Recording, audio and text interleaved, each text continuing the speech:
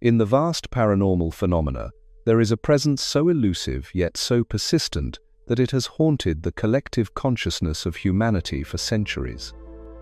Not bound by culture or geography, this entity has been reported across continents and throughout history. From the dense forests of North America to the remote highlands of Scotland, from ancient tribal legends to modern urban encounters, it is known by many names, but perhaps most aptly as the thing that walks behind. The sensation begins innocuously enough, a prickling at the nape of your neck, a sudden chill despite warm surroundings, an inexplicable certainty that you are being watched. Then comes the footsteps. Always behind you, perfectly matching your pace. When you stop, they stop. When you turn to look, nothing is there. Yet the moment you resume your path, so too does your unseen companion. Those who have experienced this phenomenon describe it as more than just a feeling. It has weight, presence, intention. While most encounters end with nothing more than frayed nerves and a quickened pace toward home, other cases suggest something far more sinister. Missing persons whose last known words mentioned feeling followed. Strange deaths with no apparent cause. Hunting parties who return with one fewer member than they departed with, the missing always the last in line, the one walking with something behind them. What makes this phenomenon particularly disturbing is its consistent pattern across vastly different cultures and times. The Ojibwe people speak of a malevolent spirit they call the Wendigo, which stalks travelers through northern forests. In Scotland's misty highlands, tales persist of a presence that follows solitary hikers across desolate moorlands. Australian Aboriginal traditions warn of the Namarodor, a shadowy entity that tracks its victims before striking.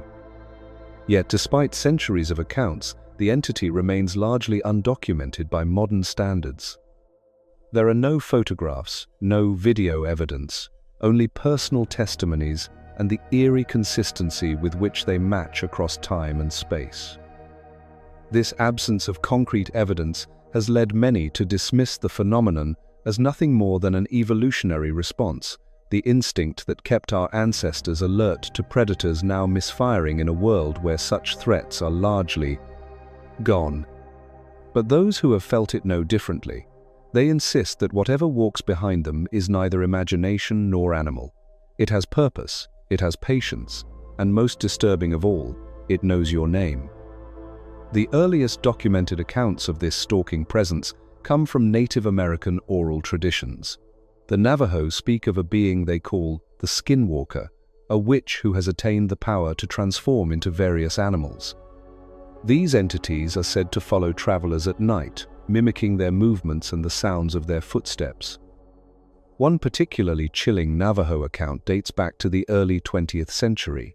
A medicine man traveling alone between settlements reported being followed for 3 consecutive nights. Each night, the footsteps grew closer despite his increasing pace.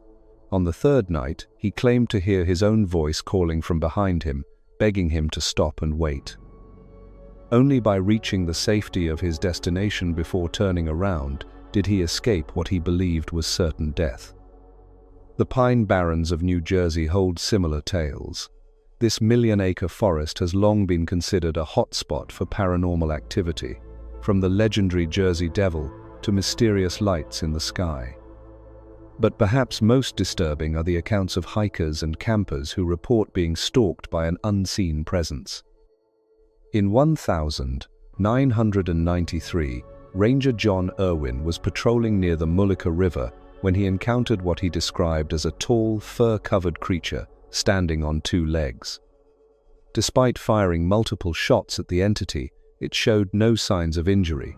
The ranger and his son followed the creature's tracks only to find them abruptly ending in open mud, as if the being had simply vanished.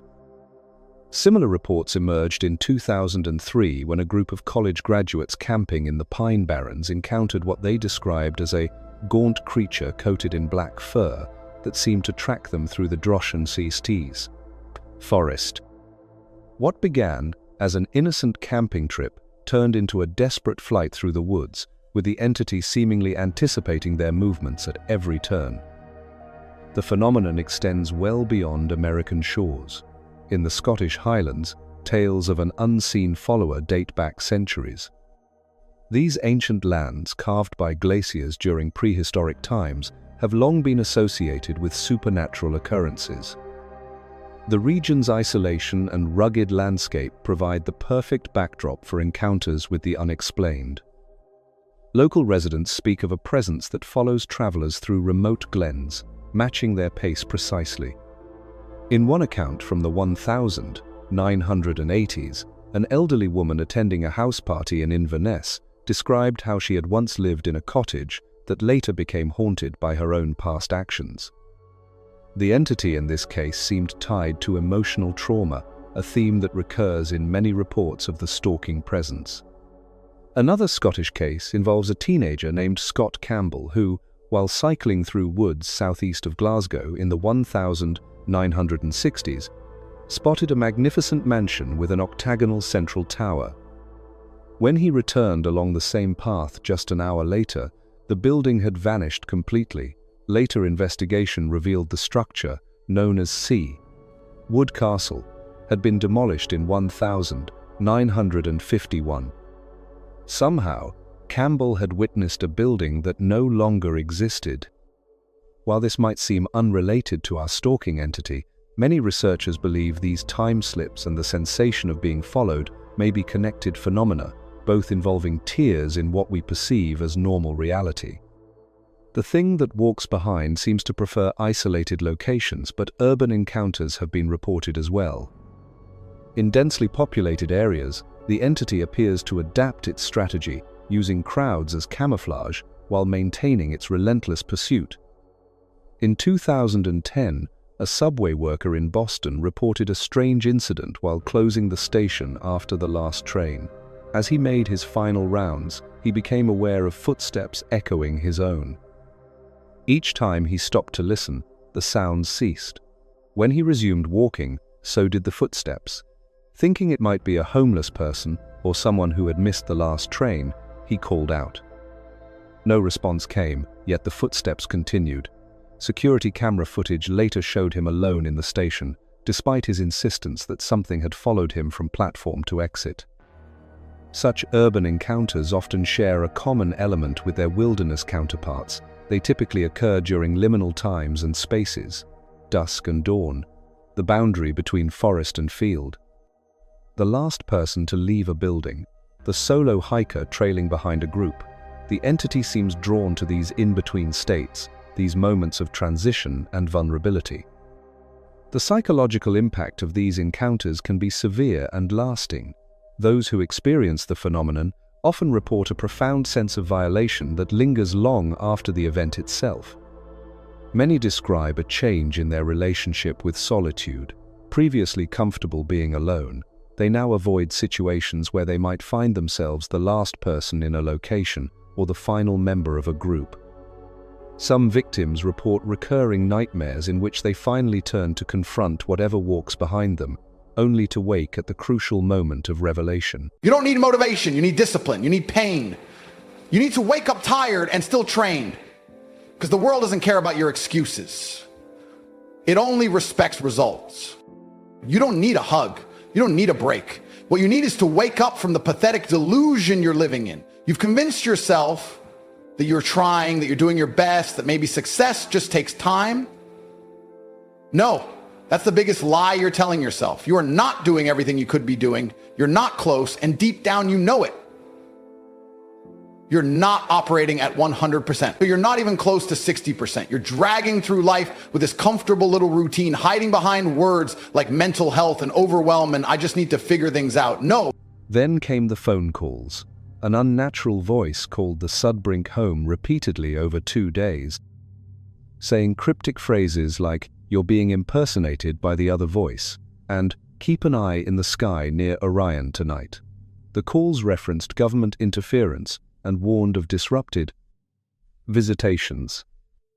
While the Sudbrink case involves multiple strange elements beyond just the stalking phenomenon, the sensation of being monitored and followed remains central to the experience. The entity seemed to track Gary across vast distances, anticipating his movements, and even attempting to mimic his identity.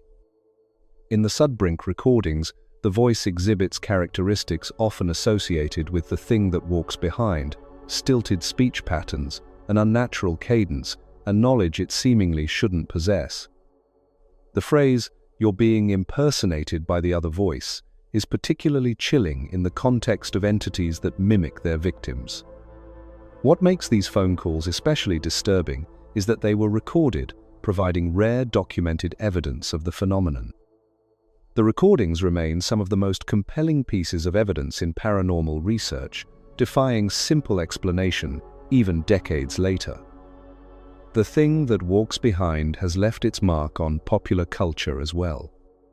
From horror films featuring stalking entities to urban legends about followers who vanish when confronted, the concept has resonated deeply with audiences worldwide. Perhaps this cultural footprint speaks to a collective experience, a shared human fear that predates modern society. One must consider the evolutionary perspective. For hundreds of thousands of years, humans were both predator and prey. The sensation of being stalked would have been a vital survival mechanism, alerting our ancestors to danger.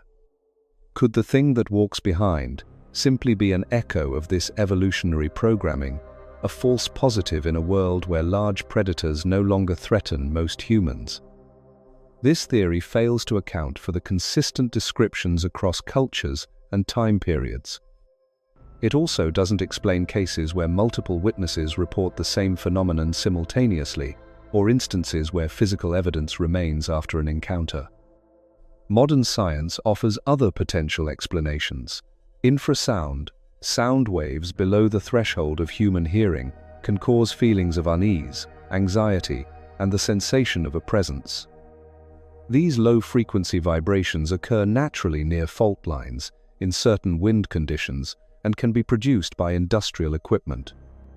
Some researchers suggest that areas with frequent reports of stalking entities may have environmental conditions conducive to infrasound.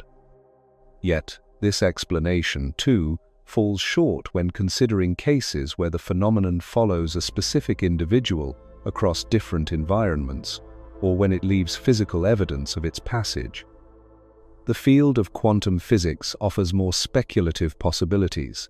The concept of parallel universes or alternate dimensions existing alongside our own has gained traction in theoretical physics.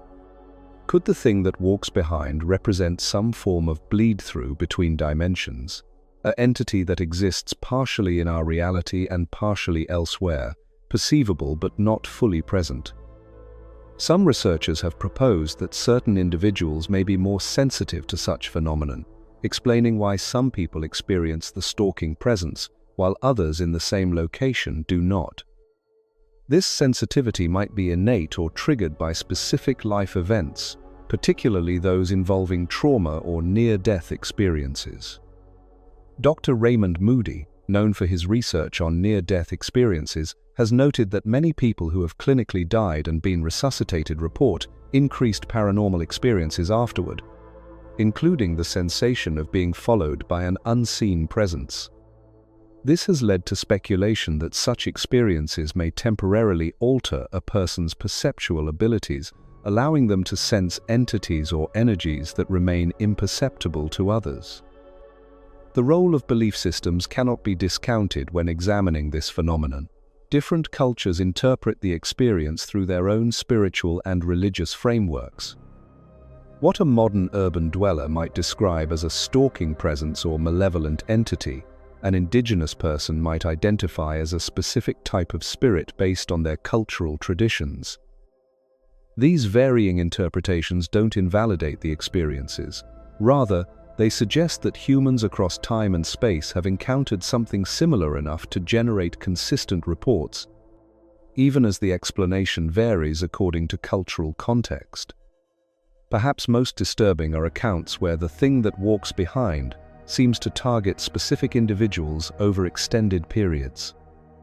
These cases often begin with isolated incidents, the occasional sensation of being followed, unexplained footsteps, objects moving when no one is present. Over time, the experiences escalate in frequency and intensity, suggesting an entity that is growing more familiar with its chosen target. In such cases, witnesses often report a progression from simple stalking to more direct forms of interaction. The presence begins to make itself known not just through footsteps but through touch, a cold finger tracing the back of a neck, a hand briefly resting on a shoulder when no one is present. Some report hearing their name whispered from empty rooms or feeling breath on their ear while alone. This gradual escalation has led some researchers to speculate that the thing that walks behind may be testing boundaries, learning what it can get away with before its victim reacts. Others suggest it may be feeding on fear, growing stronger as its target becomes more frightened. Most chilling are reports from individuals who claim the entity followed them from one location to another, even across continents. A woman who experienced the phenomenon while living in rural Japan later reported identical experiences after moving to Canada. A man who first encountered the presence while hiking in the Appalachians later sensed it in his urban apartment thousands of miles away.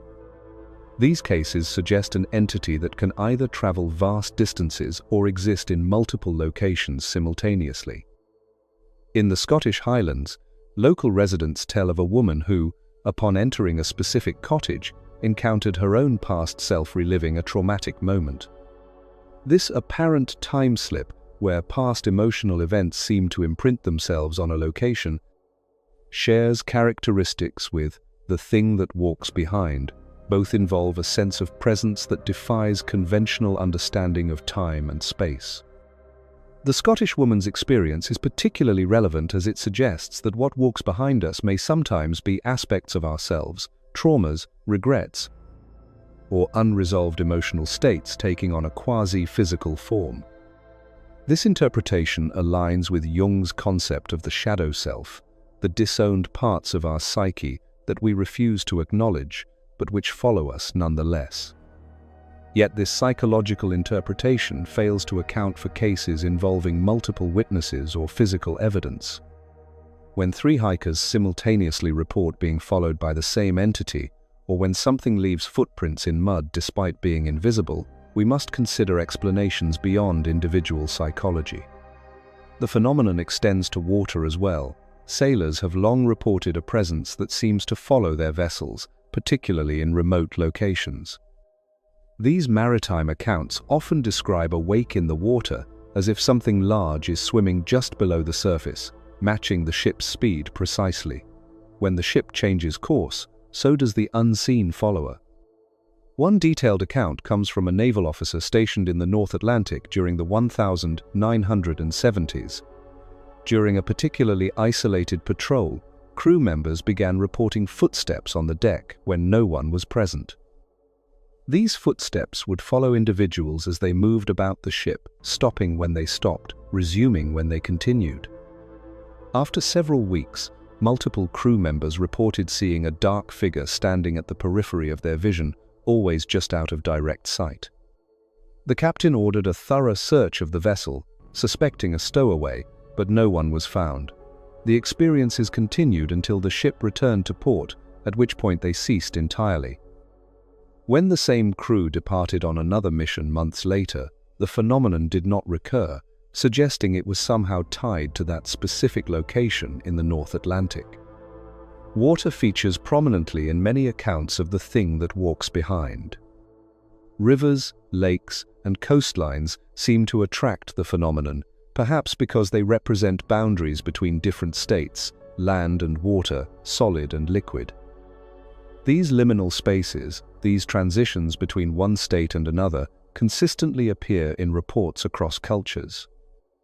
In Utah's Skinwalker Ranch, strange creatures were observed crossing the property, from humanoids resembling Bigfoot to bizarre canine-hyena hybrids. But perhaps most disturbing was the invisible entity that moved through cattle herds and displaced water in the canal. This unseen presence shares striking similarities with the thing that walks behind, felt rather than seen, leaving physical evidence of its passage despite being invisible to the human eye. The ranch also featured portal-like anomalies in the sky, described by one witness as gateways to another place. Could these serve as entry points for entities like the thing that walks behind? If so, this might explain how the phenomenon appears in such diverse locations worldwide. Perhaps these portals, these weak points between dimensions, exist globally. Some researchers speculate that certain geological features may facilitate such dimensional crossovers. Areas with high concentrations of quartz, unusual electromagnetic fields, or specific geometric arrangements of natural features seem to report higher instances of paranormal. You don't need motivation, you need discipline, you need pain. You need to wake up tired and still trained. Because the world doesn't care about your excuses. It only respects results. You don't need a hug. You don't need a break. What you need is to wake up from the pathetic delusion you're living in. You've convinced yourself that you're trying, that you're doing your best, that maybe success just takes time. No, that's the biggest lie you're telling yourself. You are not doing everything you could be doing. You're not close, and deep down you know it. You're not operating at 100%. You're not even close to 60%. You're dragging through life with this comfortable